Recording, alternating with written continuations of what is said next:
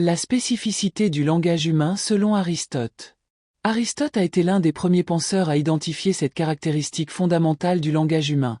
La distinction entre le sujet de notre discours, ce dont on parle, et ce qu'on en dit, le prédicat.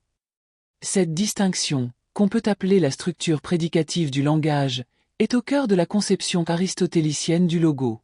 Dans ses œuvres logiques, notamment de l'interprétation et les catégories, Aristote développe cette idée que toute proposition linguistique significative comporte un sujet, hypokemnon, ce dont on parle, un prédicat, katgorumnon, ce qu'on affirme ou nie du sujet.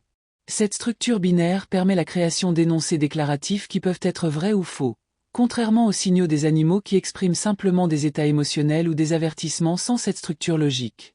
Pour Aristote, cette capacité à prédiquer quelque chose d'un sujet distingue fondamentalement le langage humain des cris ou signaux animaux. C'est ce qui nous permet de construire des discours complexes, de développer des raisonnements, et ultimement d'accéder à la connaissance scientifique.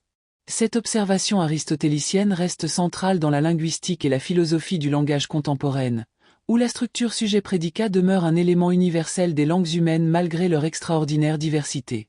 Voici quelques exemples de phrases qui illustrent clairement la structure sujet-prédicat, ce dont on parle, ce qu'on en dit, identifié par Aristote. Socrate sujet est mortel prédicat. On parle de Socrate, et on dit de lui qu'il est mortel. Le ciel sujet est bleu prédicat. On parle du ciel, et on dit de lui qu'il est bleu.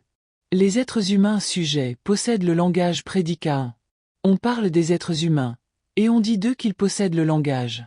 Aristote sujet a découvert cette structure linguistique prédicat. On parle d'Aristote, et on dit de lui qu'il a découvert cette structure linguistique.